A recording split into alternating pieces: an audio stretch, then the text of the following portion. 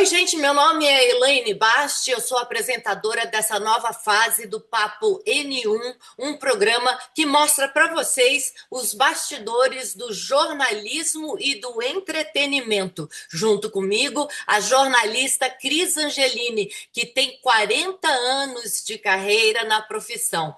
O nosso convidado de hoje é um ator muito querido por todos, gente boa, viu? Que já trabalhou no SBT e em novelas da Globo, e também de reality shows. Matheus Carriere, que está em cartaz com a peça O Vendedor de Sonhos, um grande sucesso, aliás, que está há 7 anos aí no palco. Matheus, muito obrigada pelo seu tempo para conversar com a gente. Matheus, Ah, assim, eu li que desde bebezinho, por você ter uma cara de bebê Johnson, ser muito lindinho, você, assim, já começou a trabalhar com propaganda, né? isso. Olha, é um prazer falar com você, com a Cris. Obrigado pelo convite. Né? Adoro quando eu posso conversar com gente assim do teu nível, do nível da Cris, falar um pouco da minha carreira, da minha pequena experiência, assim. Muito legal poder bater esse papo com você. Espero que o Obrigada. pessoal que for assistir goste, né? Obrigada. É verdade, eu comecei no concurso Bebê Johnson, que eu acho que o pessoal mais novo talvez nem lembre, nem saiba que existiu. Talvez ele até exista, não sei ainda, mas era um concurso que elegia o bebê mais bonito da época, sei lá. É, E para da nossa época, acho que não existe mais. Tipo, a geração 40 mais que deve lembrar de Bebê Johnson. eu acho que sim. E para a época, né? Estamos falando da década de 60, final de 60, começo de 70, eu era realmente aquele padrão de bebê, de beleza da época, aquele bebê de olho claro, rechonchudinho, pele clara, tudo, né? E aí eu fui um dos finalistas desse concurso, e a partir daí minha mãe começou a me levar para fazer publicidade na época, né? Comerciais de coisas para bebê, quando precisava de um bebê. E aí fui crescendo, criança, continuando na publicidade, até que aos 7 anos, que é quando eu conto o meu tempo de carreira, eu fiz a minha primeira novela na extinta TV Tupi, em 75, uma novela chamada Um Dia o Amor, com Carlos Zara, Eva Vilma, um elenco maravilhoso. E aí que eu conto meu tempo de carreira, porque foi meu primeiro registro em carteira de trabalho, 1975. Então, esse ano, em agosto, eu completo 50 anos de carreira como ator. Nossa, você começou com 7 anos já trabalhando com atores desse quilate. Carlos Zara, Eva Vilma, Sim, Gianfrancesco Guarnieri também. toda essa turma, Só toda essa gente turma da da TV pesada, Tupi. né? É, eu sempre falo que foi a minha grande escola, desde pequeno, criança até a minha adolescência, eu aprendi observando essas pessoas. Vou aumentar essa lista. Tom Bastos, Altair Lima, Cleide Diáconis, Iona Magalhães. Ioná Magalhães, que foi minha mãe em uma novela, Os Imigrantes, foi minha sogra na minha primeira novela na Globo. Então, e eu era uma criança que eu gostava de trabalhar, né? Diferente dos meus irmãos, minha mãe tentou levar meus irmãos também, mas meus irmãos não curtiam. Eu gostava, eu gostava de estar naquele ambiente, nos estúdios, e ficava observando essas pessoas, né? Contracenando com elas, né? Claro, criança eu não tinha essa ideia que eu seria ator, né? Uhum. Mas eu observava e aprendia com eles, aprendia tanto em cena como na postura deles fora de cena, a seriedade que eles encaravam a profissão, que tinha um certo preconceito na época, né? É Nem todo verdade, para mundo, mulher principalmente, né? para Que mulher mulheres, era considerada prostituta, né? Se era atriz e tal. exatamente. Não era essa coisa que hoje o pai quer que o filho seja influencer. É. Naquela época era diferente, mas eu gostava muito e eu admirava essas pessoas e eu só acho uma pena, assim, porque a maioria dessas pessoas que eu trabalhei como criança e que eu tenho esse carinho, essa memória afetiva, já não estão mais aqui. Sim. É engraçado, eu fiz uma novela que foi muito emblemática para mim, fez um grande sucesso, que foi Os Imigrantes, na Sim. TV. na TV Bandeirantes, do Benedito Rui Barbosa, que teve quase 2 anos lá. Maravilhosa novela. Maravilhosa, né?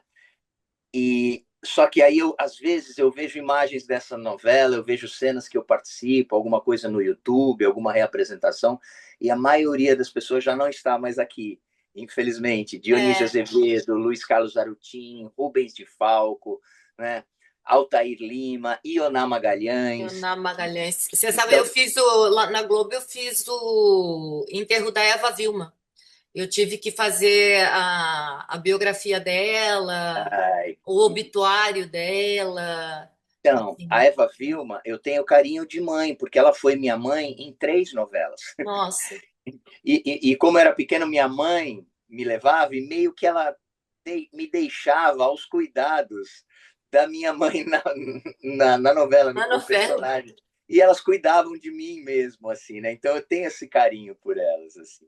Que coisa, né? Mas é assim, realmente triste, né, de ver essa turma, né, que indo embora, né? E atores tão refinados, né? Com uma maneira de atuação, acho que Sim. ímpar, né? Eu vou te dizer bem a verdade, sabe, Matheus? Eu não assisto mais novela hoje, porque eu não vejo mais graça. E eu assistia muito novela na época deles. Uhum. Gostava muito, mas hoje em dia não me interessa mais. Eu não vejo mais graça, não sei. Principalmente porque fazem muitas reprises de novela que a gente já viu, sabe? Eu acho que parece uma certa preguiça de colocar algo novo no ar, fazer um É, remake de uma novela que Mas já. olha, desculpa, Matheus, é um oi, prazer entrevistá-lo aqui, muito prazer, também não te conhecia, né? meu. É, eu só queria dizer, eu não acho que é uma preguiça, sabe, Uhum, Tati? O que eu vejo é que, assim, o passado fez tanto sucesso e o que eles querem é continuar com sucesso e continuar com Ibope, que vamos repetir, né? Por exemplo, quando vocês falam da Eva Vilma, a novela A Viagem, que foi um marco na dramaturgia, porque era todas as novelas extremamente católicas e o espiritismo, a primeira novela é A Viagem, está Uhum. fazendo 50 anos. A protagonista foi a Eva Vilma e foi lá na TV Tupi. TV E a Tupi. Globo vai fazer um remake em 1994, que é com a Cristiane Torlone, que agora está no Vale a Pena Ver de Novo, né? Então, o que eu vejo é que as novelas se repetem, não por preguiça ou por falta de criatividade.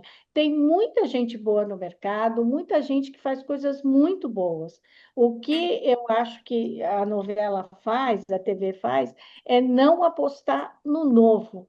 Vamos naquilo que deu certo e coloca de novo no ar, né? O Vale a Pena Ver de Novo é a prova disso, né? É.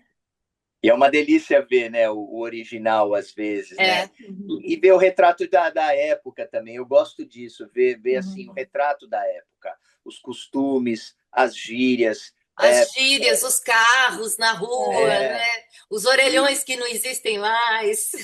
então, as pessoas, né, ouvindo o recado em secretária eletrônica, É, ou parando para ligar de um orelhão, ou fumando é, muito, se fumava muito isso, nas muito, novelas. muito. É. É muito engraçado. É, os dentes das pessoas não eram tão brancos, é. né? Não tinha aquela coisa de jaquetas, assim, não tinha essa preocupação.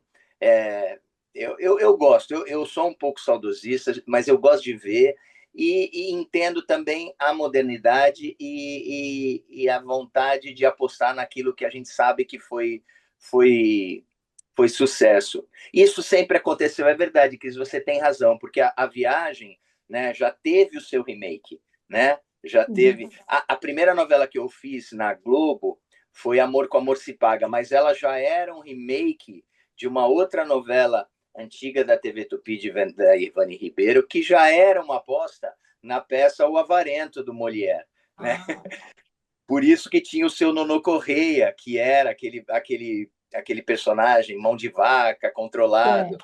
Então, são. como se diz, né? Nada se cria, tudo se transforma. É bem isso mesmo. E Matheus, como é que você conseguia aliar estudo com tudo isso que você fazia, né? Você era criança e adolescente, já Sim. fazendo peça de teatro, fazendo novela. Como conseguiu conciliar os estudos com isso tudo? Eu acho que eu tinha um esforço da minha mãe, principalmente, né, de conseguir fazer com que eu não perdesse aulas ou muitas aulas. Eu lembro direitinho nessa época, todo começo de novela, eu tinha que ir com a minha mãe no juizado de menores, e o juiz tinha que dar o alvará para a gente poder trabalhar, e o Aham. juiz sempre dava aquele conselho, e obrigava a gente a estudar, trabalhar à tarde, para não perder as aulas de manhã. Então era estipulado que eu não gravava de manhã, as crianças não gravavam de manhã, só à tarde, e a gente era obrigado a estudar de manhã. Eu até tive que trocar de escola num dos anos, porque eu tinha que estudar de manhã e não à tarde, como eu estava acostumado, para poder gravar a novela. E aí tinha um certo. Mateus, e a novela, desculpa, e a novela seguia essa orientação do Seguia, juizado? seguia dificilmente. Aí eles vinham pedir, quando eles estavam muito apertados, na época tinha que mandar o capítulo para censura, para Brasília. Hum. Então, às vezes, quando eles ficavam muito apertados e tinham um capítulo para fechar e tinha que mandar para Brasília para depois voltar, e a coisa era física, né? Não era online. Então, tinha que mandar a fita mesmo de avião Sim. para Brasília, Nossa. depois de voltar para poder retransmitir. Pouquíssimas vezes eles pediam e aí a minha mãe negociava. E aí eu sempre tive a ajuda dos colegas e eu era uma criança meio é, bem preocupada com os estudos, aquele popular nerdzinho, assim, eu ia muito bem na escola, então eu me esforçava também, eu sempre tive nota boa, sempre tive bom relacionamento com os professores e com os meus colegas que acabavam me ajudando, em me passar lições se eu perdesse, ou me ajudar com algum trabalho de casa, eles vinham na minha casa para poder fazer os trabalhos. Eu sempre tive essa preocupação, esse cuidado, e deu tudo certo. Assim, eu sempre fui. O meu período escolar foi muito bom. Assim, é, Você concluiu os estudos. sim, sim, concluí e bem. Nossa, Assim, devia né? ser o preferido da sua mãe, né? Porque seguiu a carreira que ela queria e ainda era um bom aluno. Eu não posso Você tem negar. irmãos, Matheus? Os, os meus irmãos que me perdoem, eu não É, posso negar, mas eu senti assim que minha mãe é. tinha esse cuidado especial comigo. Pois é. Nossa Senhora. E aí, assim, depois, quando eu entrei na adolescência, já quando eu fui para o colegial, que a gente chama de ensino médio É. hoje, né? Foi quando eu comecei a achar que aquilo poderia ser a minha profissão, né? Quando eu comecei já a me preocupar com o vestibular, quando os cachês ou os salários começaram a ficar comigo, né? Sim. Eu já não era mais uma criança, já era um adolescente, já tinha as minhas continhas, já tinha os meus programas, né? E minha mãe já começou a me dar uma certa instrução financeira de como administrar meu dinheiro, meu salário, né? E aí comecei, bom, isso então dá dinheiro, pode ser minha profissão, eu tenho um salário mensal com aquele trabalho, tanto no teatro, quando eu comecei a fazer muito teatro infantil, a minha primeira peça foi Pluft, o Fantasminha, da Maria Clara Machado. Nossa, eu lembro dessa peça. Ai, Eu era o Pluft, imagina, então que já legal. às vezes gravava novela durante a semana e final de semana teatro infantil, mas de verdade, eu Nossa, você gostava. trabalha, peraí, você trabalhava durante a semana, fazia escola durante a semana e no fim de semana você trabalhava também. Eu ia para o teatro, mas é o que eu falo, assim, naquela época, para mim era uma grande brincadeira. Eu adorava ir para o teatro, pintar a cara de branco, botar a roupa de fantasminha e virar o Pluft. Sei.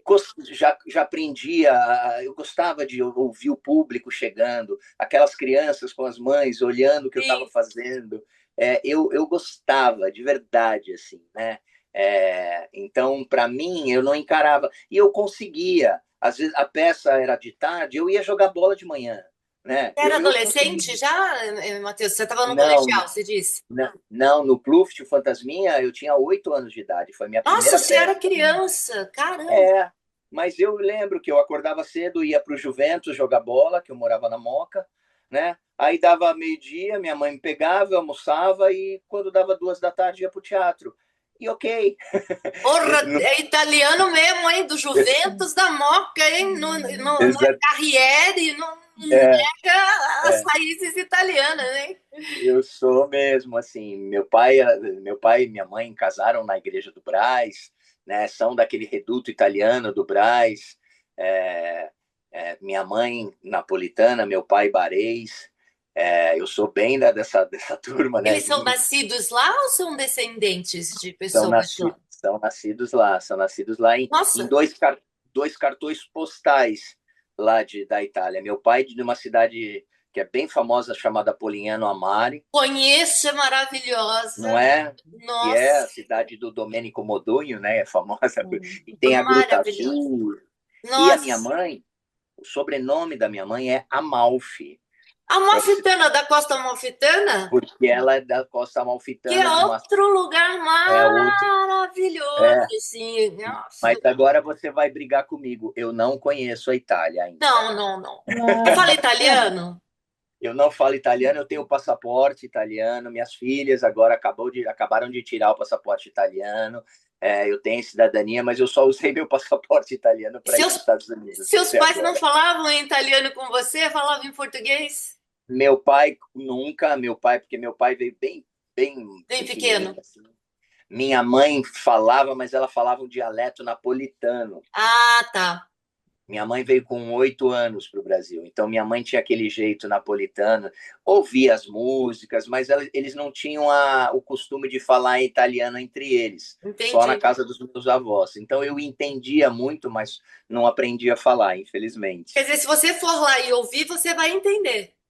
Vou ter um pouco Vai mais voltar facilidade. tudo na sua cabeça. Você talvez não consiga É, falar, mas você vai conseguir é, entender. acho que sim. As Olha, músicas, recomendo muito vocês irem para lá, você e a Dai, conhecer a Itália, porque, gente, é dos lugares mais lindos do mundo.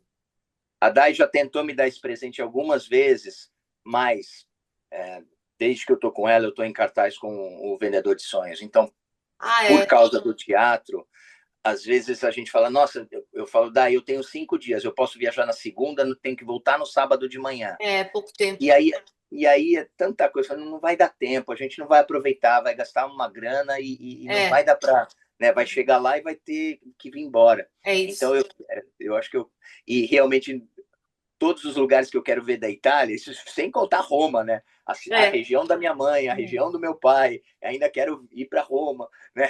Tem que ser uns Então, 20 dias, Matheus. tem que ser, também acho. Vai Agora, acontecer. Acabou Matheus, de chegar para mim, ó, pra eu, um, o consulado italiano para eu votar, Aí ó. eu também, eu tenho que votar. Meu Deus, Entendeu? você me lembrou. Tem que votar Temos que mesmo, hein? votar. Tem que mandar que Tem um eles olham referendo aí, depois. tem um viu, referendo aí para a gente Matheus? votar. Oi, E Cris. nesse tempo todo, você acha que é possível viver com o que se ganha como ator? Eu digo, na sobrevivência financeira? Olha, Porque essa você, pergunta. desde pequeno, você disse que sua mãe já te orientava como fazer, né? Uhum. Essa pergunta é muito boa, sim. Apesar de eu ter, entre aspas, um plano B, que não foi pensado nisso, foi quando eu fiz a educação física, eu tenho muito orgulho, e eu acho que eu fui muito inteligente durante a minha carreira, de entender os altos e baixos dela, de entender que em alguns momentos a gente ganha um pouco mais do que a média, mas em outros momentos a gente ganha, às vezes, nada. Às vezes a gente fica períodos parado mesmo, sem trabalho. Eu entendi isso muito cedo. E de verdade, no começo, as coisas foram acontecendo muito para mim. Eu não tenho aquela história que alguns atores contam. Ah, eu batalhei muito, foi difícil, eu ia em teste, a coisa não rodava, só depois de muito tempo que eu batalhei, que eu consegui meu primeiro personagem. Eu não tenho essa história, comigo foi muito diferente. Comigo isso está acontecendo agora, depois, né, com um certo etarismo. Mas no começo as coisas foram acontecendo muito. Vinha trabalho, emendava um atrás do outro, uma novela na Tupi atrás de novela, a Tupi fechou, essa novela que a gente fazia na Tupi foi para Bandeirantes, aí veio os imigrantes, aí o pessoal dos imigrantes, o meu diretor foi para a Globo, eu já emendei com 17 anos a primeira novela na Globo, aí fiquei 15 anos na Globo, aí depois já emendei Chiquititas no SBT, as coisas aconteciam, fluíam. E eu entendia que quando eu ganhava mais do que eu precisava, eu tinha que guardar e não gastar. Porque em alguns momentos eu ficava sem contrato. E ficar sem contrato quer dizer ficar sem salário nenhum. Eu faço uma brincadeira assim, que eu acho que eu sou mais controlado quando eu estou ganhando bem do que quando eu não estou ganhando.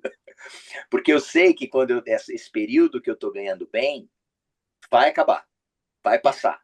Né? Como também aprendi que quando a coisa começa a apertar, ou pelo menos para mim foi assim, nossa, estou ficando sem dinheiro, já, pô, daqui a pouco vou ter que anunciar meu carro. Aí aparece um trabalho bom. Graças a Deus. Mas você sabe, Matheus, Ah, ufa, veio, bom. não precisa, né? É Deus ali. Eu tenho um videocast também que chama Dinheiro Terapia. E é sobre psicologia financeira e educação financeira. E uma das coisas que a gente diz para fazer, e sua mãe ensinou você muito bem isso, é exatamente essa reserva de emergência. E é muito difícil as pessoas pensarem no seu eu futuro. A gente tende a pensar no nosso eu presente. Então, o que eu vou fazer agora, ir para um restaurante caro hoje e tal, você não se enxerga no futuro, porque é muito chato você guardar dinheiro para o seu eu futuro. Só que é extremamente importante você fazer essa reserva de emergência para os períodos em que você for demitido ou tiver um problema de saúde que vai ter que pagar hospital, né? Coisas que a gente não conta, não espera. E é uma reserva de pelo menos 6 meses, a gente diz aí, de salário, de 6 meses a um ano, que é o intervalo para você se recolocar no mercado de trabalho. Você faz exatamente a lição de casa da educação financeira.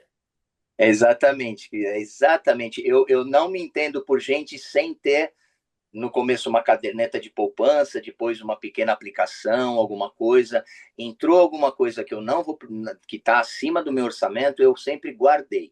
Claro, nunca me privei de algumas coisas, né? Tive os meus gostos, os meus sonhos, as viagens que eu quis fazer quando eu pude, mas eu sempre fui um daqueles mais controlados, sempre preocupado com isso. E eu pensava um pouco nesse tempo aí que você me falou, mais ou menos 6 meses, eu preciso me aguentar 6 meses se não aparecer nada. Nunca fiquei 6 meses sem aparecer nada, mas eu sempre, né, me preocupei com isso. Eu vou te dar um exemplo. Eu fiz Chiquititas Sim. no SBT, mas era um produto da Telefe, a TV Argentina. Foi Você foi para a 97, Argentina? então eu morei na Argentina 97 e 98. Lá na Argentina eu tinha tudo pago e recebi em dólar uma ajuda de custos. E tinha o meu salário aqui do SBT. O que eu recebia lá na Argentina, eu não gastava. Eu guardei tudo. As contas do salário do SBT pagavam as minhas contas aqui no Brasil, que diminuíram muito, porque eu não morava mais aqui, né? Então, basicamente era manter o condomínio do meu apartamento, a escola do meu filho, que já tinha nascido, assistência médica, mas me sobrava também. Então, e alguns atores lá da Argentina, todo final de semana viajavam, Bariloche, altos restaurantes, altas compras, blá blá blá. Eu guardava. Ai, Quando acabou a novela e a gente voltou, eu comprei meu apartamento aqui no Brasil, um apartamento maior, um apartamento que eu tenho até hoje. Então, eu tenho um certo orgulho de um pequenino patrimônio que eu consegui nesses anos de carreira com o meu trabalho, e fico muito triste quando eu vejo alguns atores um pouco mais velhos do que eu ou da minha geração que fizeram coisas maravilhosas, que trabalharam em projetos lindos, atores que têm alguma dificuldade financeira hoje, porque não fizeram isso, porque em determinados momentos eles ganharam bem, sim, Sim. mas não souberam fazer isso. Imagens de retiro dos artistas, Isso. essas coisas, me deixam muito triste de Eu ver também. atores maravilhosos que não pensaram nisso. E uma preocupação que me assola também, imagina outras pessoas, é que a quantidade de trabalho depois dos 40, 50 anos para um ator vai diminuir mesmo, né? Por mais que se fale, não, mas tem personagens mais velhos. Mas cada vez mais vocês veem que os personagens mais velhos estão sendo feitos por pessoas mais jovens. É verdade. Cris, você falou da viagem, né? Dos remakes e tal. Se você percebe, a cada remake, o protagonista é mais novo. Vamos pegar um exemplo agora, Odete Roitman. Olha como ela é mais nova hoje. Né? Beatriz Segal, quando fez Odete Roitman, é mais nova, né, do que a Débora Bloch. Era mais velha, Débora. era mais velha do que a Era mais Débora velha que a Bloch. Débora Exatamente. Bloch. A Beatriz Segal era uma Odete Roitman mais velha do que a Odete Roitman de hoje, né? A Débora Mas hoje, Bloch. Matheus, há também, não sei se você concorda, um elenco enorme a ser escolhido, né? Hoje eles têm muitas opções, as pessoas fizeram escola de ator, fizeram faculdade de cenografia, fizeram muita coisa e você tem muita gente para escolher, né? É verdade. Não A é? concorrência aumentou, é verdade, você tem razão. Então, são vários fatores que fazem com que a gente trabalhe menos, né? Então, graças a Deus, eu construí uma carreira também no teatro, muito sólida, e não dependo de TV, porque se eu dependesse só da TV, eu estaria em alguns apuros. E eu tenho sorte também, eu me considero um cara de sorte com relação a isso, que eu estou sempre fazendo projetos muito legais no teatro, né?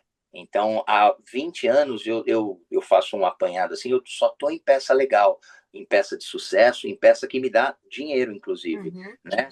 Então, Matheus, é verdade que o ator, ele se sente muito mais ator no teatro do que na TV? a gente fala que o teatro é a arte do ator, basicamente, né?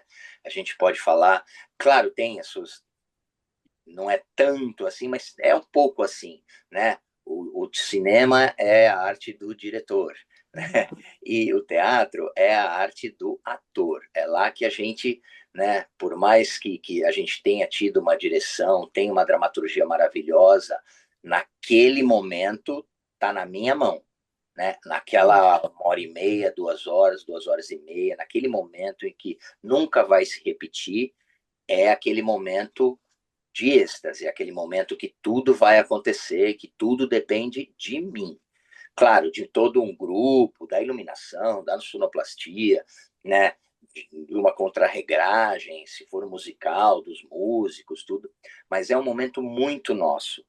Então, é onde eu me sinto mais realizado, é onde eu consigo repetir, eu gosto da repetição, né?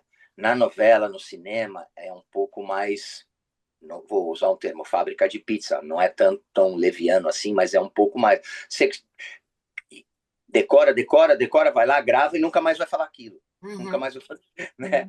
No cinema, você se prepara, fala, no dia daquela filmagem, você vai para o set, filma, ok, tá aprovado, esquece, já foi. No teatro, então não tem aquele tempo, aquele aprimoramento, que por mais que com alguns diretores você ensaie muito, com outros não, né? A repetição para o ator é maravilhoso, sabe? É maravilhosa.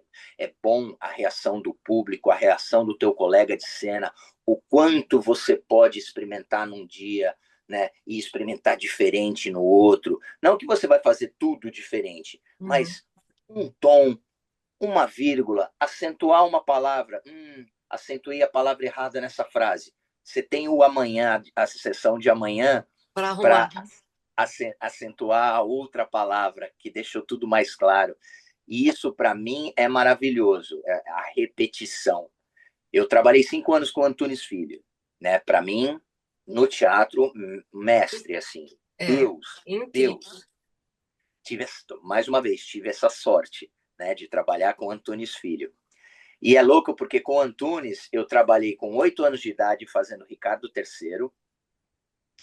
Depois nunca mais trabalhei com Antunes e fui trabalhar com Antunes quando eu tinha 48. 40 anos Nossa, depois, eu caí lá no CPT para fazer o espetáculo Nossa Cidade, fiz um teste, ele me aprovou. Depois do teste, eu falei, Antônio, você não deve lembrar de mim, mas eu, criança com 8 anos, eu fiz Ricardo III com você.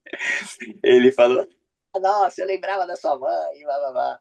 lembrava da sua mãe? Porque minha mãe, eu, mãe de ator é muito lembrado, é uma presença muito forte. Que legal. Então, e lá com o Antunes, por exemplo, o Antunes ele ensaia muito e ele larga depois que a peça estreia, mas ele só estreia depois dele achar que está tudo muito perfeito. Então, a gente chegou lá, eu já achava que 4 meses antes de estrear a peça já estava pronta, mas mesmo assim a gente ainda ensaiou mais 4 meses e ensaiou assim, de segunda a sábado, da meio-dia às 6. Lá no CPT era assim. Por isso ninguém aguentava muito ficar lá, porque não era fácil, né? A gente ia para lá e não chega atrasado e não peça para faltar e não peça para sair antes. Com o Antunes era assim. E eu achava que tinha que ser assim mesmo. Eu fui ensinado assim, né? Então, a gente, depois da peça pronta, ainda ficou repetindo e repetindo e repetindo mais 4 meses, né? Ininterruptamente, muito tempo, né? E aí tipo, você vê o resultado, né? Você vê que dá certo, por que tanta qualidade? Ó, aqui, ó, meus cartões. Você também tem? Ó, aqui, vem cá. Deixa eu abrir a porta para ele. Tá, Rapidinho, claro. Oi. Cadê ele? Deixa eu ver. Eu tenho 2 Shih Tzus e um Bernese. Imagina. Ah, você tem 3? Então, já vi. Tenho 3 Eu cachorros num tenho 2 e apartamento. já dá um trabalho imenso. Você tem 3. Eu tenho 3. E um deles tem 60 quilos. É um Bernese, imagina. Nossa. Caramba! Eu amo cachorro. Eu gosto de cachorro. Eu gosto de cachorro grande. Eu me dedico a eles, porque imagina, para eu ter um Bernese de 60 quilos num apartamento, eu Nossa. preciso sair com ele 2 vezes por dia, religiosamente. E E você eu que faço sai? E você fica quanto tempo com ele na rua? uma meia hora, pelo menos. Então, 1 hora do meu dia eu tô na rua com ele. Caramba. Enquanto você passeia com o seu cachorro, no que você pensa?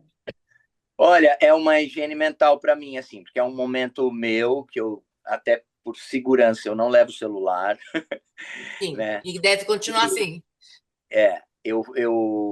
Ele é um cachorro muito bonito, então eu fecho um pouco a cara, porque senão eu paro em toda a esquina com gente querendo brincar com ele. Então eu fecho a cara, se as pessoas me perguntam se ele é bravo, eu falo que é. E ele é um doce. É. E aí eu procuro sair com ele em lugares que tem menos gente, assim. Em alguns lugares que são controlados, eu solto ele um pouquinho para ele dar umas corridas, brincar um pouquinho. Mas eu penso é um momento de reflexão para mim. Para mim é gostoso, assim. Eu A não vira caminhada, né? não vira um fardo, porque senão pode ser um fardo, né? Uhum. E ele não merece isso, né?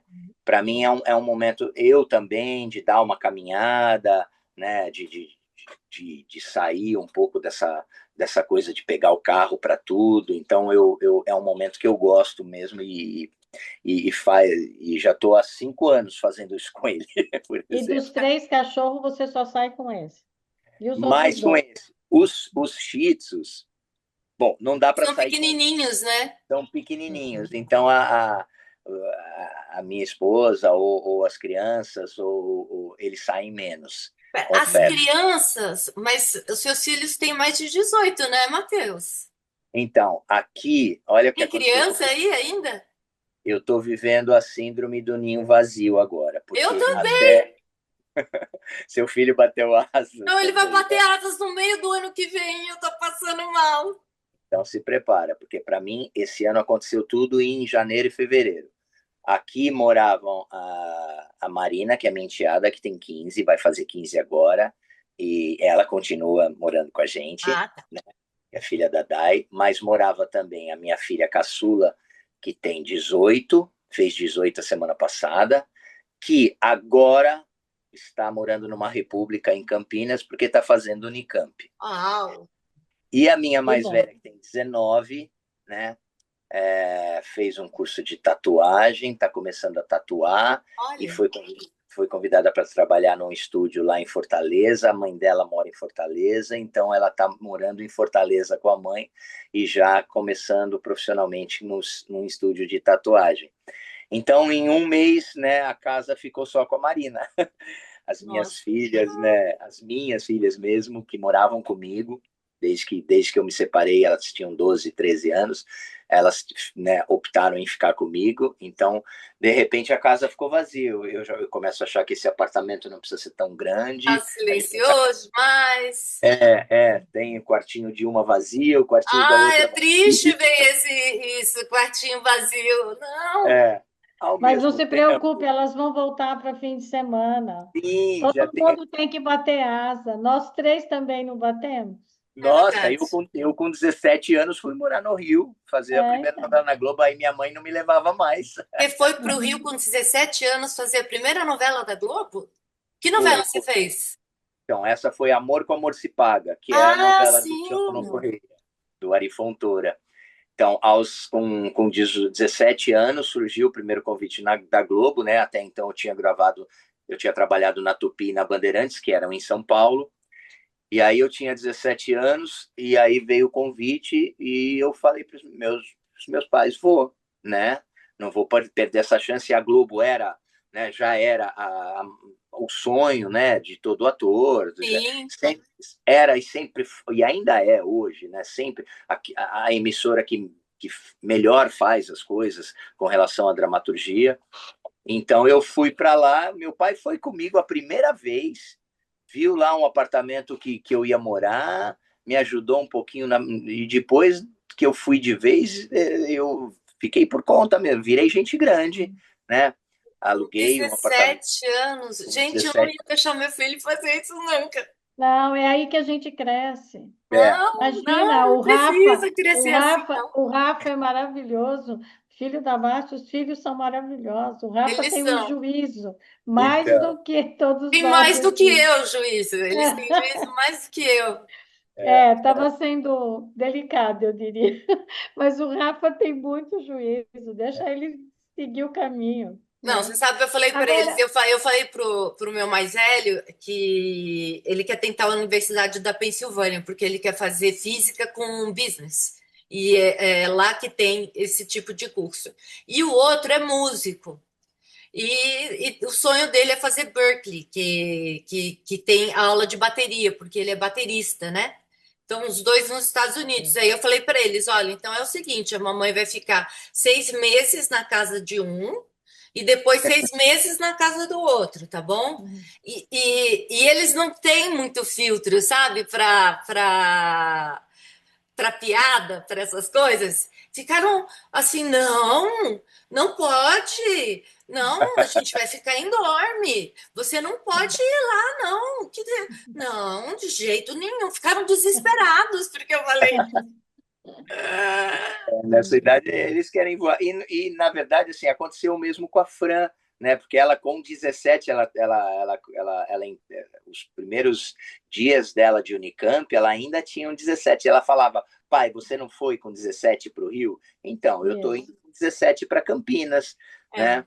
E está morando numa república com 13 meninas. Então, 13? tá ótimo. Então, 13? são 13 meninas numa casa e elas se organizam, elas fazem tudo. Eu fico impressionado, assim, e dá tudo certo. Olha, vou te dizer uma coisa. Eu penso que quem mora em república tem um grande aprendizado na vida, porque você aprende a se organizar, a compartilhar, a ser solidário, a conviver, que é uma coisa super importante.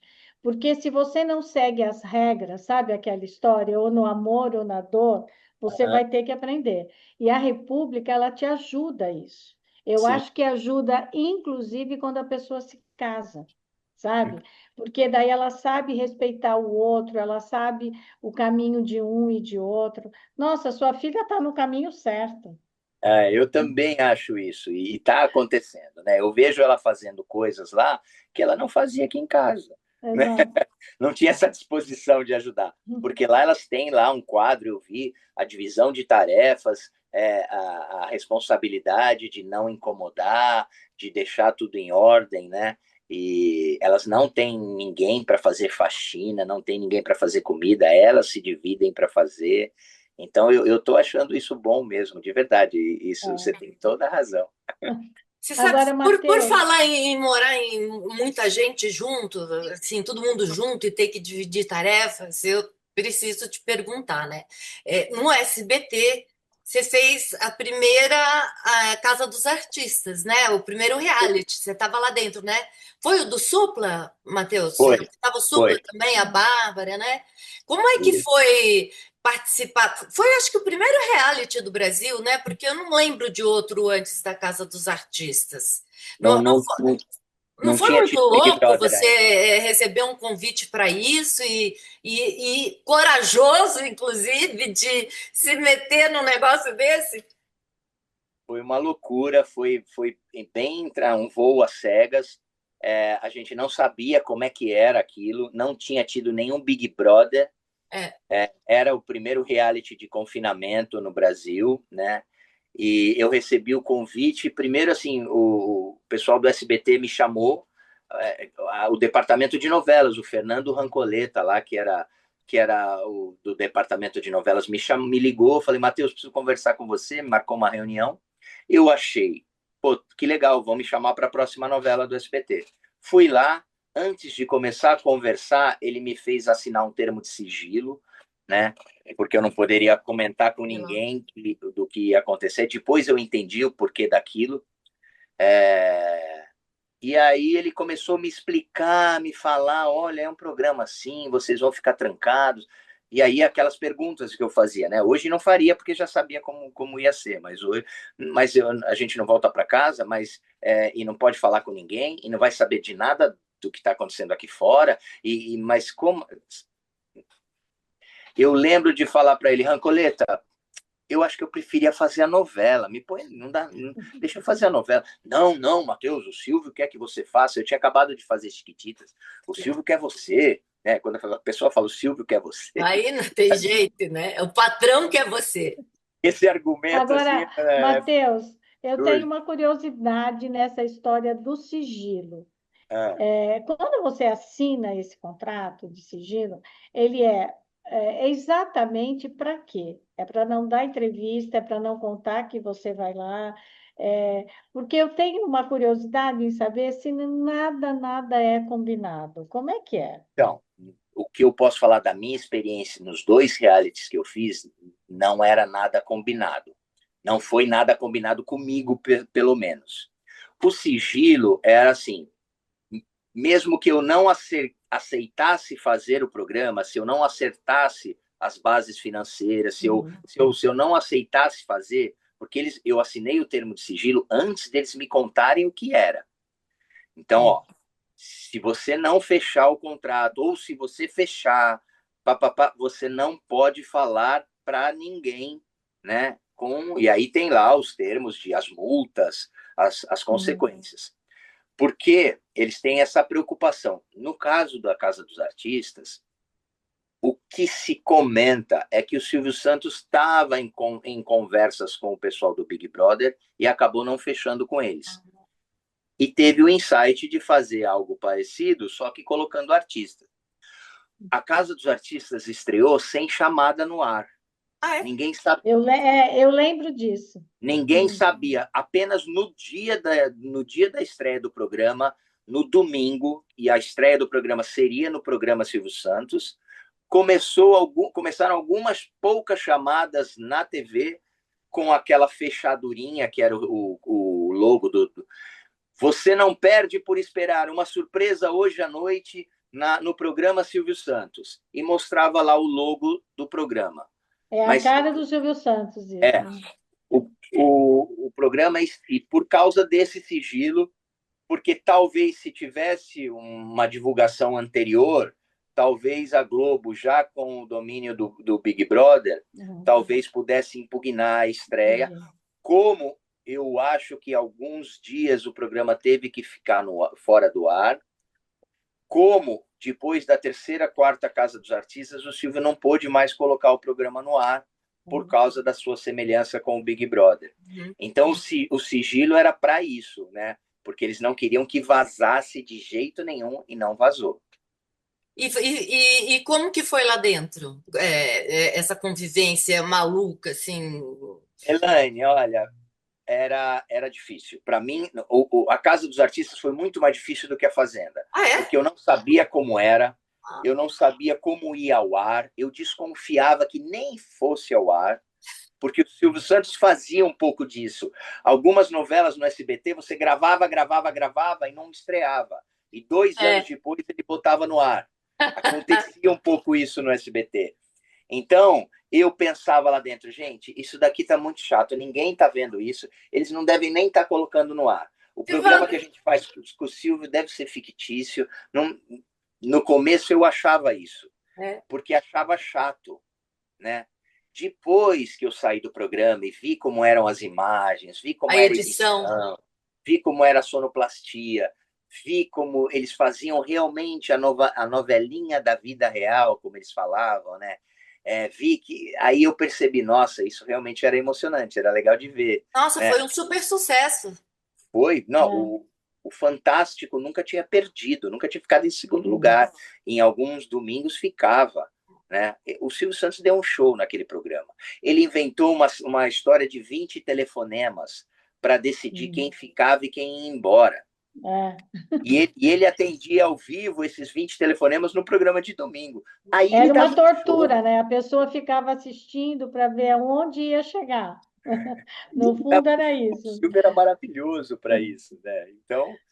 Então, só que eu me revoltava com não poder falar com ninguém, eu me revoltava com não comer o que eu queria comer, eu me revoltava com acordar na hora que eu não queria acordar, que eu batia de frente com toda aquela situação. Sim. Eu demorei Mateus, são muitas regras, né?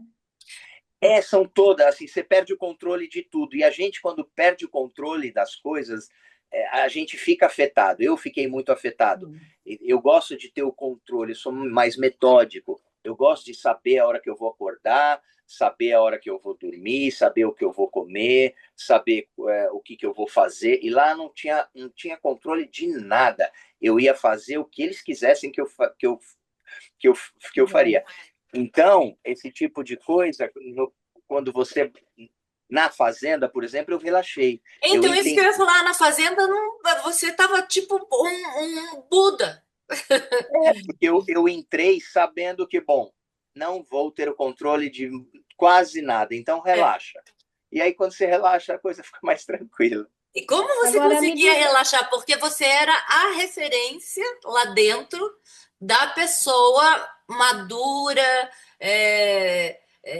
enfim, que nem eu falei, assim, zen, tranquila, não estourava com os outros, tinha bons conselhos para dar. Como que você conseguiu esse equilíbrio emocional?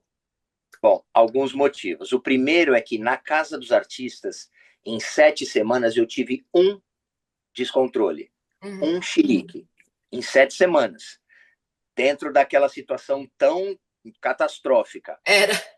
E eu passei por uma... e a imagem que ficou minha é de um cara nervoso e explosivo. E eu não sou assim, mas eu explodi sim uma vez com a Patrícia Coelho, e aí dei chilique, joguei cadeira no chão, saí gritando, perdi toda a razão que eu tinha, mas perdi toda a razão porque me descontrolei. E quando eu saí, todo mundo, nossa, o Matheus é explosivo, o Matheus é nervoso, o Matheus... Eu fiquei com essa imagem, eu não gostei disso, porque eu não sou assim. Na Fazenda, eu sabia que se eu tivesse uma vírgula de descontrole, tudo aquilo ia mudar. E também, na Fazenda, eu intuía, antes de entrar, que eu ia ser a pessoa mais velha. E eu não era, eu estava completamente certo, e eu não era só o mais velho, eu era o muito mais velho. Eu já, na Fazenda, eu estava com 54, foi em 2000, E a maioria das pessoas, 90% das outras pessoas, tinham 20 e poucos. Então eu era quase 30 anos mais velho do que todo mundo. Então eu pensava, ia ser muito feio e chato se eu não for um cara, pelo menos, um pouco mais paciente, um pouco mais tolerante, um pouco mais apaziguador. Se nas festas, por exemplo, que eles tomavam todas e ficavam muito loucos, eu sabia que eu ia ter que ser o cara que ia cuidar da molecada. Eu não podia ser o velho bêbado, né? Era o Quem ia cuidar paizão, de né? mim? Como é que eu ia, né? Ia ficar muito feio para mim. Eu ia e realmente a experiência. Então eu entrei com esse pensamento de me controlar a todo custo. E Agora, também Matheus, você fez algum exercício ou de meditação físico, ou alguma leitura para se preparar para entrar na fazenda, já com o know-how que você teve na Casa dos Artistas? eu pensava muito nisso, né? Não fiz nada muito especial, mas a gente teve 15 dias de confinamento. Lembra? A minha edição foi na pandemia. É. Então, primeiro, eu estava agradecidíssimo de estar lá. Por quê? Eu estava já fazendo Vendedor de Sonhos, a peça teve que parar, e aí começou aquela crise, né? Não, sem trabalho, sem salário, sem emprego, teatro parado, dublagem parada, as minhas aulas paradas, eu não estava ganhando nada, e as contas continuaram a Chegar. chegar da mesma maneira. Escola das crianças, condomínio, assistência médica, tudo, alimentação. Então, quando a Record me chamou para fazer a Casa dos Artistas, eu sinceramente, nossa, obrigado, meu Deus. Chegou aquele momento que eu te falei, né? A Quando a tempo. coisa tá, quando É. a coisa tá apertando, toca o telefone, a Record, Matheus, você poderia? Eu falo, posso, eu estou completamente parado. Hoje, por exemplo, eu não poderia, porque eu não ia parar de fazer a peça, largar a peça, uma temporada de sucesso, Uhum. para ficar quatro meses Claro. trancado numa casa. Mas naquele ano eu podia. É porque estava E, tudo aliás, parado, né? Estava tudo e aliás, parado. estávamos confinados em casa já. Então, para ficar confinado em casa, eu vou ficar confinado lá e recebendo. Então, eu estava de verdade agradecido. Então, eu sempre me lembrava disso. Quando alguma coisa chata acontecia, eu falava, Matheus, para. Você teve sorte que os caras te chamaram, você está ganhando para isso, você está recebendo para isso. Então, sempre pensava nisso e aí a coisa relaxava. Que bom, Se eu vou acalmava. sair daqui, eu vou pagar a escola das minhas filhas que está atrasada, eu vou, né, ainda vou ter um dinheiro para guardar, mais do que muita gente aí no Brasil que está morrendo e está parado. E lá, além de tudo, a gente ficou numa bolha fora a Record teve esse mérito, né? Ninguém lá pegou um resfriadinho. A gente conseguiu entrar lá completamente longe de vírus e bactérias e tudo, de Covid, né? E tudo, a gente lá não teve contato com ninguém, Sim. né? E tudo que nos era enviado lá, alimentos, roupas para as provas, tudo foi muito bem esterilizado, porque seria uma catástrofe naquela época alguém pegar Covid lá dentro no programa ao vivo, né? E ninguém. Mas a gente ficou 15 dias, eu fiquei trancado num quarto de hotel a cada 2 dias fazendo o exame, aquele Os exames. negocinho lá Uhum. que É enfiava que no. são 15 dias o período de É, incubação, né? É. então a gente entrou completamente, todos, a gente tinha certeza que todo mundo que estava lá estava sem o Covid. E aí, Agora, Matheus, entre outras curiosidades, queria saber o seguinte: quando acaba, com todo o respeito às pessoas com as quais você conviveu, você diz, ai, graças a Deus acabou. Ou sim, você tem saudade, quer Você ficou conversar amigo de da novo com Jojo aquelas Todinho, né? pessoas? Falando É. nisso que a Cris está comentando. Bom, não Uhum. sei se vocês ficaram amigos depois, mas eu lembro que vocês tinham uma convivência muito grande dentro do programa, né? sim. Respondendo as duas, Cris, sim, é um alívio quando acaba, porque quando acaba é tudo bom, né? Mesmo eu não tendo ganho o programa, eu sabia que eu tinha tido um certo sucesso lá dentro. Eu fiquei até o final, quase, né? É, Eu só não participei da final, mas eu fui eu fiquei 4 semanas, é. né? Então, pude fazer todas as ações de marketing que eu gostaria, então o meu cachê aumentou muito, ganhei algumas provas em dinheiro lá, então o meu cachê aumentou mais. Mas, e aí, quando acabou, eu falei, ufa, vou voltar para minha casa, vou voltar, né, para as coisas que eu quero, para as pessoas que eu amo, vou, né, então dá esse alívio. Com relação às pessoas, lá sim eu fiquei muito amigo da Jojo, mas eu já sabia que as amizades de reality, tudo que acontece lá fica muito lá. Eu É, nunca mais vi a Jojo na vida. sei, sei, E sei. falei com ela 2 ou 3 vezes pelo telefone e depois nunca mais. Olha, As pessoas de lá são muito diferentes de mim, né? Não criei nenhum. Claro, o Juliano, a Luísa Ambiel, que eu conhecia antes, porque sim, fiz muita banheira do Gugu, sim. muito programa do Gugu com a Luísa Ambiel antes da casa, né? Os programas do SBT, né? O Juliano, que era um pouco mais velho, né? Então a gente conversava mais.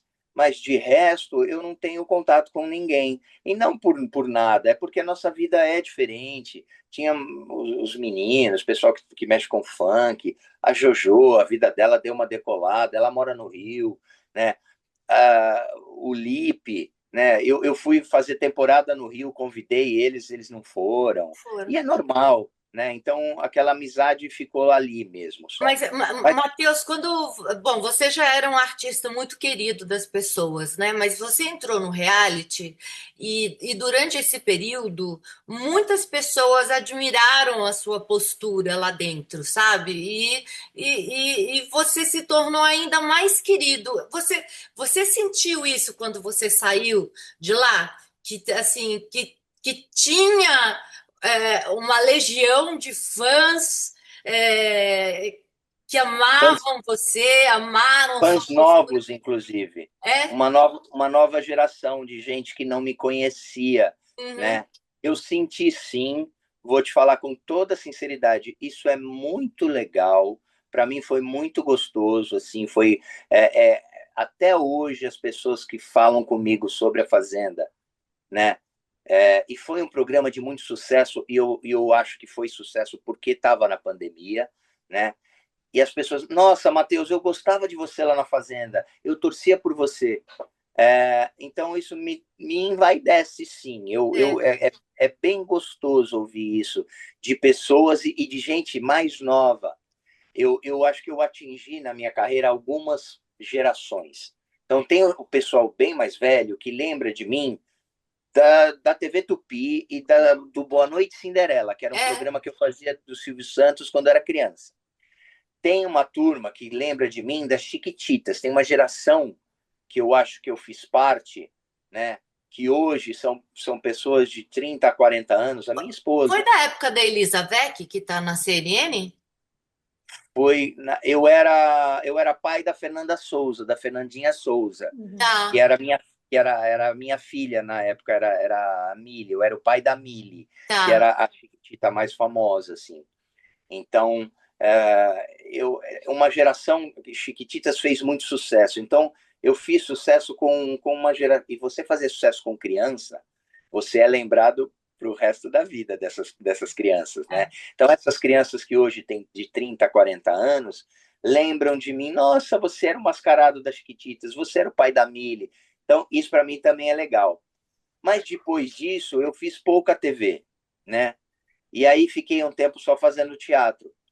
Com a Fazenda, uma nova geração me conheceu, um público mais de reality, que acompanhava muito o Big Brother, já tinha rede social. É. Para você ter uma ideia, Cris, eu entrei na Fazenda com 15 mil seguidores no meu Instagram.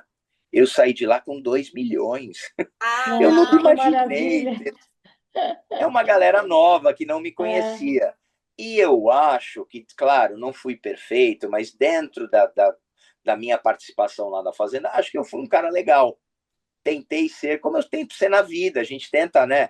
Eu sabia que uhum. minhas filhas estavam vendo muito aquele programa, sim. né? Que eu não podia fazer besteira lá, não podia, sabe? Era Agora, eu, não era o Matheus, personagem. quando você sai da fazenda, assim, fisicamente, qual é a coisa que mais você tinha saudade? É de tomar um banho, você e o chuveiro, é de dormir e acordar a hora que você queria, abrir a geladeira e comer o que você queria. Fisicamente, qual é a maior saudade que você tinha dentro da fazenda? Ah, você acertou em cheio. Eu queria muito tomar um banho no meu banheiro nu, tomar um banho nu sem me preocupar muito se eu estou, né, mostrando alguma coisa, dormir na minha cama, né, sem ninguém no quarto, né, porque lá eu dormia com um quarto, cama solteira, Sim. eu não fiz exército, eu não sei como é estar num quartel, mas eu me sentia num quartel, assim, Sim. né? É. Então, fisicamente, isso. Com relação a comer, na fazenda, a gente não tinha muita privação. A gente tinha até alguma fartura, né? Uhum. Na casa dos artistas, não. Lá naquela casa tinha uma coisa assim, não tinha nada muito manufaturado, a gente tinha que fazer tudo, né? Não tinha, a gente passou algumas vontades. Mas na casa dos artistas, na fazenda, eles abasteciam aquela geladeira lá com. Era até um desperdício de tanta Uhum. comida que eles davam pra gente, assim, né? Nas festas também. Mas dormir, né? E na Tomar minha banho. cama, né? Com a pessoa que eu amo, ou tomar um banho, sabe? Como todo mundo toma, um banho Claro. pelado, se Sem, lavar, sem sem ser vigiado. tem uma câmera atrás, né? Tem Sem você se preocupar. câmera. Imagina você entrar no banheiro e saber que tem uma Não. câmera lá te filmando. Ah, É horrível. não tem como É imaginar. horrível. Agora, Matheus, quando você saiu de lá, eu não sei se antes você já defendia essa causa, mas eu acompanhei muito depois, né? Você é um grande defensor da causa LGBTQIA+, né? De onde surgiu isso, e como é que você vê esse problema que a gente ainda enfrenta, né, de preconceito no país? Eu, pela própria profissão, e cresci, né, com os homossexuais têm uma certa sensibilidade, eu acho que a mais. Então, dentro do meu mundo de televisão e teatro, eu sempre convivi muito com homossexuais. Então, sempre aprendi a respeitá-los, né, e a entender que são pessoas legais ou ruins, independente da sua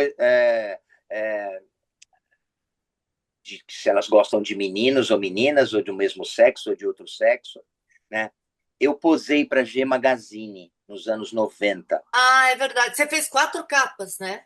Eu fiz algumas capas da G e não, eu Você não foi a tinha essa. primeira capa da G? Eu fui a primeira pessoa mais conhecida, não fui a Tá, primeira, mas eu fui a primeira pessoa mais conhecida a dar a cara para bater, tá. né?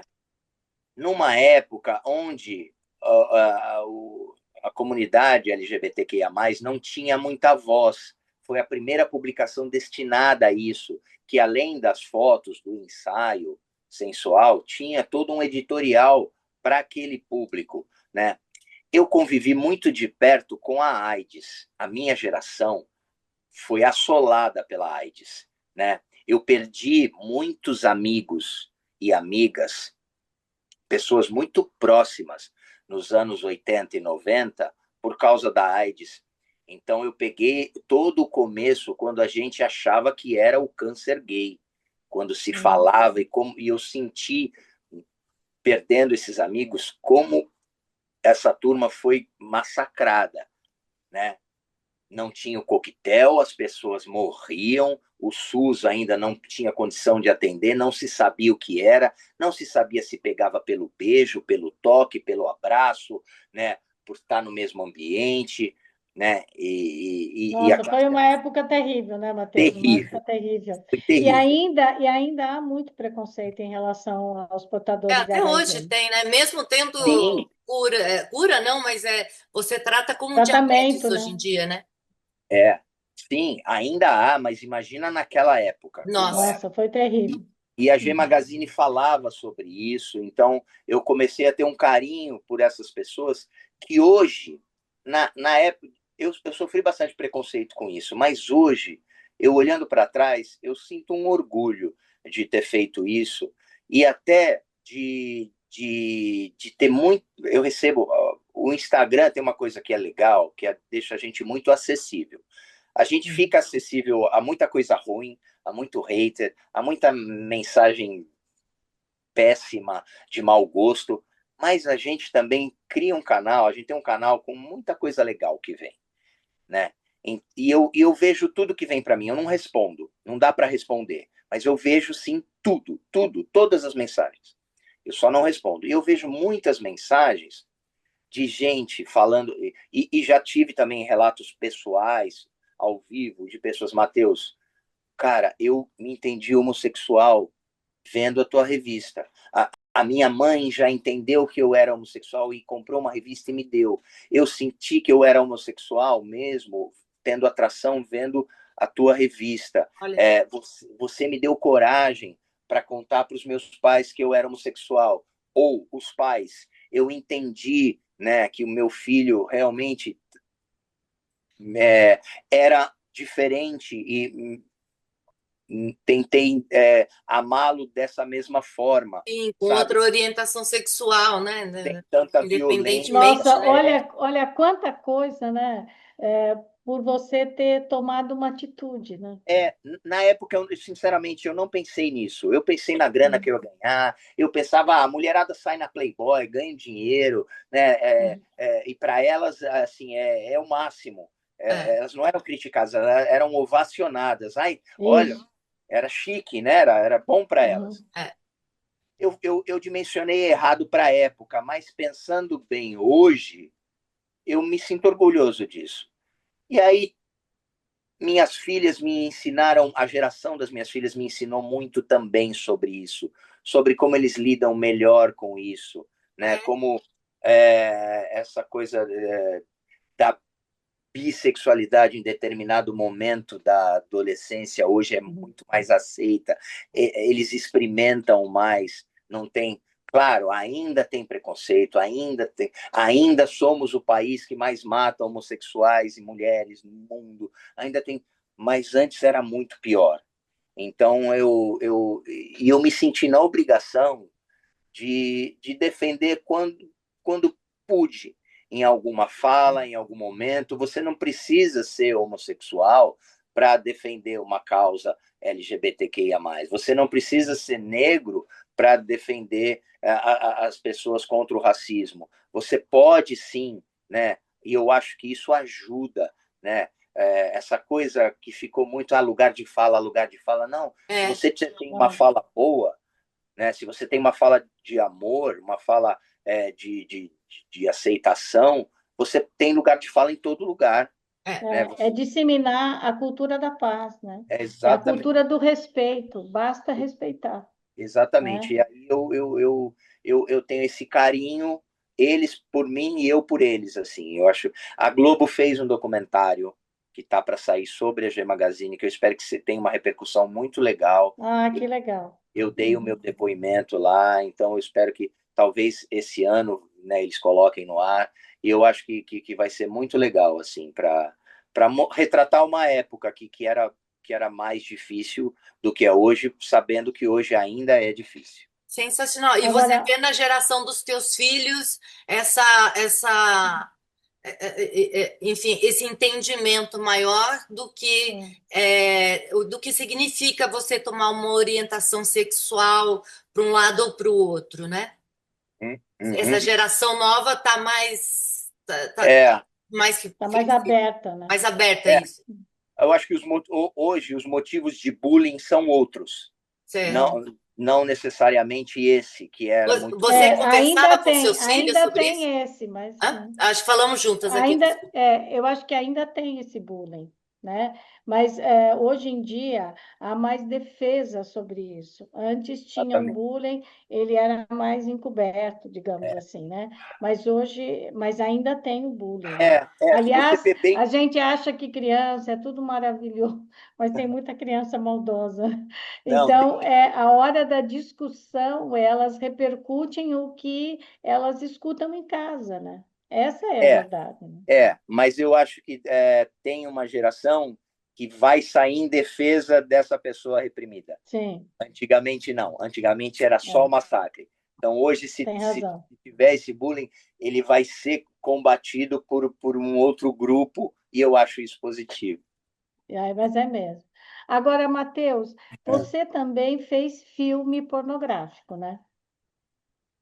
Ai, é muito difícil eu tocar nesse assunto, Cris.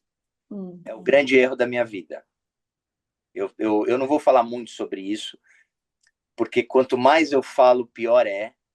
Mas para vocês que são pessoas, né, de um nível maravilhoso e de um carinho que eu tenho já pela Elaine, e com você está sendo ótimo esse papo, eu posso te falar.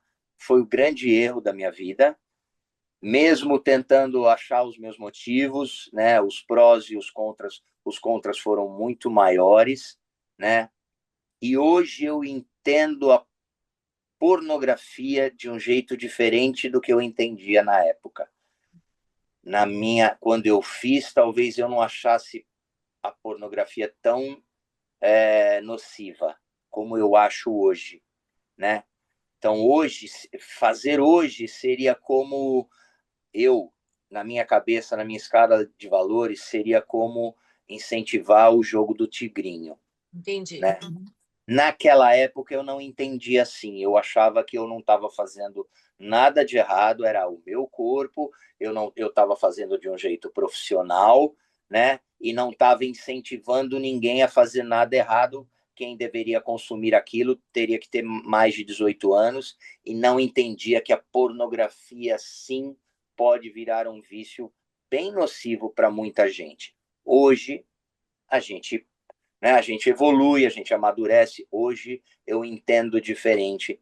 Por isso, foi posso dizer assim, foi a grande escolha errada da minha vida. A gente faz escolhas que não são muito boas às é. vezes, né? Não são as perfeitas. Todos nós Essa, escolhemos. essa foi a grande escolha errada da minha vida, e eu pago por ela até hoje, mas também vida que segue, e não vou ficar também. Estacionado naquilo, Eu né? sei que eu tive os meus motivos, a minha boa intenção, né? Não quis prejudicar ninguém, espero não ter prejudicado. Agora, Matheus, naquela época não se tinha noção de que era um vício, né? Que poderia se tornar um vício também, né? Era tudo uma arte, né? Era tudo É, arte. Eu tentei fazer de um e a jeito mais produtora que você bonito, fez era a maior produtora que tinha, né?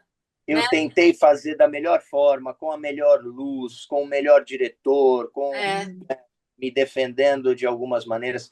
Fiquei fazendo aquele contrato meses, me protegendo da é. produtora, e esqueci da pirataria. Então, a Uhum. produtora nunca fez nada que não estivesse no contrato, nunca expôs nenhuma imagem minha, né? Se fosse só pela produtora, só quem tinha 18 anos ia poder saber, ou ia estar só dentro do Sim. DVD na época. Mas eu esqueci, eu fui ingênuo até de entender que aquilo vai para a pirataria do mundo, vai para o Google, vai Uhum. para. Né? Então, fui inocente, mas foi. Não tem Uhum. jeito, tá lá, e espero sempre não ser lembrado só por isso, e ser Uhum. lembrado por outras coisas legais que eu fiz na minha vida. Então, vamos falar Mas de uma você coisa também legal? foi. Eu queria falar do Vendedor de Sonhos, Ah, então, vamos. Hum. que Mas, está aí há Cris, 7 anos de obrigado. sucesso, né? É muito tempo, né? Para uma Então, peça. Você a gente, está desde quando na peça? Você a está gente estreou, tô desde o começo, a gente estreou em desde o começo? 2018, né? Era um projeto pontual para 6 apresentações nos teatros da Opus. O Augusto já tinha tido uma boa experiência com o livro dele virando filme. Ele gosta muito de teatro. Ele quis Ele que ter adaptou, né? O Augusto Cury, né? ele próprio, né, para o teatro, fez a adaptação. Ele queria ter esse controle, né, da obra dele. E a gente faria 6 apresentações em 2018. Essas apresentações foram um grande sucesso. Teatros grandes, lotados, como o Bradesco aqui em São Paulo, né, no Nordeste, em Porto Alegre, sempre casas com mais de 1.000 lugares e sempre lotadas. O nosso produtor, que é muito corajoso, arrojado, que nem vem do teatro, ele vem mais da música, resolveu, vamos entrar em temporada, então, e começamos a uma temporada bacana aqui em São Paulo, começamos a viajar mais, e a peça veio muito bem até a pandemia. Na pandemia a gente teve que parar, como todo mundo parou, e depois da pandemia, quando a gente pôde ter a casa aberta para todo mundo, sem aquela coisa de 2 cadeiras sim, 2 cadeiras não, quando a gente pôde ter, quando passou o medo mesmo, que todo mundo pôde ir em lugar público, que não precisava mais usar máscara, a peça foi crescendo de uma tal maneira no seu sucesso por causa do tema, O né? tema é muito atual. Isso que eu ia te falar, Matheus, porque assim, você faz o personagem Júlio, né? Que tenta se suicidar. Por quê? Por causa de depressão, ansiedade, que são males que a gente vê hoje na sociedade com cada vez mais frequência.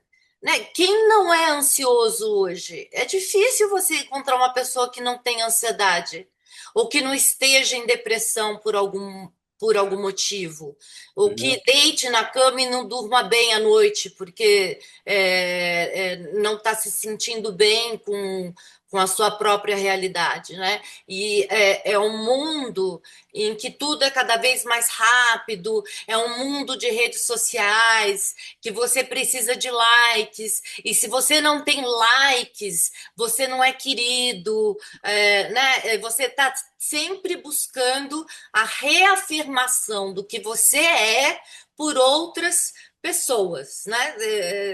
É uma coisa incrível isso. E você vê psicólogo ganhando granas absurdas aí, sem horário para atendimento, de tantas pessoas hoje que estão precisando fazer, né, tratamento psiquiátrico, mental, que é Pessoas mais ou precisam menos de o ajuda. Júlio, é o que fala, né? O Júlio passa por isso, né? É, isso tudo que você falou foi esfregado na nossa cara na pandemia, né? E aí depois, se alguma coisa ficou disso e as pessoas começaram a se interessar mais por isso, eu acho que as pessoas começaram a procurar mais ajuda, começou-se a desmistificar um pouco essa coisa da depressão, da tristeza, não é mais um mimimi, a É, gente sofre isso, ansiedade é um problema de saúde pública, né? isso. E os números do suicídio são alarmantes. Absurdos. A gente começou e eles são subestimados, né? Porque às vezes a pessoa entra no pronto-socorro e não é dito que ela foi uma Não, tentativa de suicídio. não. Então, e a gente fazendo a peça, estudando, eu comecei a fazer terapia por causa da peça. Não por causa da peça, mas a peça me incentivou, fazer a peça me incentivou a experimentar, a fazer terapia, e falei, nossa, quanto tempo eu perdi, como isso me ajuda, como realmente eu não era tão dono, né, de tudo, né, como eu era aquele cara que não, eu me basto, eu não preciso de nada, eu sei como eu reajo, não, eu não sei de nada, né? E a peça fala desses temas, o suicídio, a depressão, a ansiedade, o quanto o mundo de hoje nos coloca em comparações injustas, né? Como rede social é nocivo. Só que o Augusto tem uma característica de dar uma certa leveza nesses temas tão pesados. Então a peça tem momentos de muito humor que tem nos livros do Augusto. Tem sempre um personagem ou outro que é o personagem mais engraçado, que puxa um pouco o lado para o humor. E a gente, durante a temporada, foi colocando esse humor em função, né, da dramaturgia em si, porque a gente faz a pessoa rir, ela relaxa um pouco, e É, quando ela está mais relaxada, a gente vem e dá a pancada. dá o tapa. E dá o tapa na cara, assim, no bom sentido, sabe? Vem a informação importante. E a peça foi por esse caminho, e a gente, ao longo desse caminho, encontrou um tom muito legal, e hoje a peça está sempre lotada, tanto em São Paulo, no Teatro Gazeta, que é a nossa casa, sábados e domingos, como quando a gente faz as nossas viagens. a gente faz quase todas as capitais todos os anos, Caramba. né? A gente, por exemplo, Belo Horizonte a gente já foi 4 vezes, vamos agora no segundo semestre também, Porto Alegre, Fortaleza, Campo Grande, Recife, Rio de Janeiro, Paraná, Curitiba, Florianópolis, Goiânia, Brasília, a gente já foi várias vezes. Então a gente se presta, uma peça fácil para viajar, foi pensada nisso. Mas aqui em São Paulo a gente está numa época de muito sucesso. Todo sábado e domingo, né, no Teatro Gazeta. O Teatro Gazeta também todo mundo conhece em São Paulo, é na Avenida Avenida Paulista. Paulista. O prédio da Gazeta, todo mundo sabe onde é seguro, tem estacionamento, tem metrô, tem ônibus, é fácil de chegar. Então, junto com. Virou uma receitinha de sucesso e uma peça sem lei de incentivo, sem patrocinador, sem apoio financeiro, a gente consegue estar em cartaz e muito bem, todo mundo ganhando muito bem, com renda de bilheteria. O público abraçou o nosso espetáculo. Porque o Caramba! tema tem o pé na realidade, né, Matheus? Tem o pé no Exato, chão. exatamente. Agora, eu tenho uma outra curiosidade nessa peça. Você disse que começou a fazer terapia, né? Eu penso que se eu fosse prefeita de uma cidade, a primeira coisa que eu faria era barraquinhas de psicólogos e psiquiatras espalhados na cidade. Todo mundo deveria fazer terapia, né? Terapia você se ouve, você se ajuda, eu acho ótimo.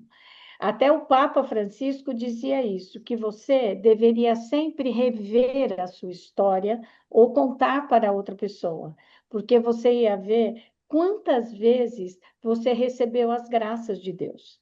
Né? A terapia ela é boa não só para resolver problemas, mas para levantar sua autoestima também. Né? E como você fez isso no individual, os atores da peça, o grupo, teve também alguma. Vocês tiveram conversas com psicólogos, psiquiatras sobre esse tema? Em grupo não, mas todo o elenco faz terapia. Todo mundo. Todos Que do elenco. interessante. Eu fui o último a começar a fazer, e eu já faço há 4 anos. A gente já levou terapeutas lá para dar uma palestra ou outra depois do espetáculo. Já levamos lá o pessoal do CVV, que faz um trabalho lindo com relação ao Lindo, suicídio, né? importantíssimo. E a gente entende, sem tentar ser pretensioso, mas a gente entende um pouco a importância da nossa função fazendo essa peça. O elenco entendeu isso. Eu computo esse elenco como um dos elencos mais prazerosos que eu já trabalhei na vida. E eu trabalhei com elencos maravilhosos, mas esse, particularmente, é um elenco muito coeso. A gente se gosta muito, né? E a gente já está há algum tempo junto, né? E isso une a gente, e todo mundo do elenco, sem exceção, abriu um pouco a mão do seu ego, da sua vaidade, em função da importância desse projeto, de falar com essas pessoas, de achar que a nossa peça, de verdade, sem pretensão, pode ajudar alguém como a ajuda de um terapeuta. Né? Às vezes você lê um bom livro, você assistir um filme, uma música, né? Um bate-papo com um amigo. A arte se presta muito a isso, a fazer a gente tentar se Refletir. identificar. E na peça muita gente se identifica, e é gratificante, assim, é tão legal. A peça tem uma metáfora, né? Sem dar muito spoiler, mas a peça tem uma metáfora, e quem trabalha com suicídio sabe disso, assim, que é colocar uma vírgula ao invés do ponto final, né? O ponto final acaba do jeito. A vírgula te permite continuar a escrever a tua história. Que é o que o E mendigo diz para o Júlio no início, né? exatamente, exatamente. Porque a arte é a salvação da alma, né? Exatamente. É o que a gente. Nossa, até me arrepia quando a gente ouve, né, você falar isso, assim, porque é num país que não valoriza a cultura, mas a gente tem uma importância, meu Deus, que Tem deveria mesmo. mais reconhecida. A arte faz sobreviver um povo. A arte fez com que os escravos caminhassem, que eles saíssem da escravidão. A arte liberta, ela salva a nossa alma, né? Exatamente. E você tem uma bagagem, você trabalhou com tanta coisa, né? Imagino como você deve ter visto experiências assim. E algumas pessoas já foram lá, sempre eles esperam para falar alguma coisa depois do espetáculo. E umas 10 pessoas já chegaram lá com uma vírgula tatuada no braço. Que legal. Nossa, a primeira vez que aconteceu, olha, Matheus, eu tatuei uma vírgula depois que eu vi o espetáculo, para eu sempre me lembrar, né, que depois da vírgula continua a minha história, que eu não posso colocar um ponto final.